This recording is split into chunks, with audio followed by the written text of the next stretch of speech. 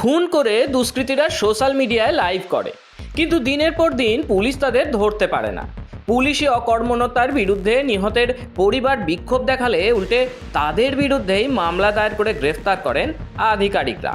15 বছরে মমতার শাসনে পশ্চিমবঙ্গ আজ এক আজব রাজ্যের নাম, যেখানে সাধারণ মানুষের জীবনের দাম নেই কিন্তু দুষ্কৃতীদের নিরাপত্তা নিশ্চিত। মমতা বন্দ্যোপাধ্যায়ের জমানায় অভিধান থেকে যেন হারিয়ে গিয়েছে নিরাপত্তার শব্দটি। বিধানসভা ভোট এগিয়ে আসছে, আর সঙ্গে রাজ্য জুড়ে বাড়ছে বোমাবাজি, গোলাগুলি আর রক্তপাত। জেলার কথা তো বাদই দিন, খাস কলকাতা ও হাওড়ায় প্রকাশ্য রাস্তায় পরপর চলছে গুলি। কিন্তু কেন? এর উত্তর লুকিয়ে আছে তৃণমূল সরকারের সেই চিরাচরিত মুসলিম তোষণ এবং দুষ্কৃতি নির্ভর রাজনীতির গভীরে।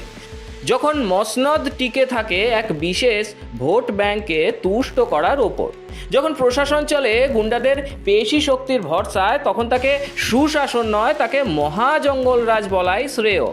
অপরাধীর কোনো ধর্ম হয় না, একথা বই খাতায় ভালো লাগলেও বাংলায় প্রশাসনিক বাস্তবতায় নির্দিষ্ট কিছু নাম আর বিশেষ কিছু তোষণ নীতি আজকে আইন শৃঙ্খলার কফিনে শেষ পেরেক পুঁতে দিচ্ছে। ফেব্রুয়ারির ক্যালেন্ডার এখনও শেষ হয়নি, আর তার মধ্যেই কলকাতা ও হাওড়ায় যা ঘটল তা কেবল ট্রেলার, ভোট পরবর্তী হাড় হিম করা সিনেমার ভয়ঙ্কর পূর্বাভাস মাত্র।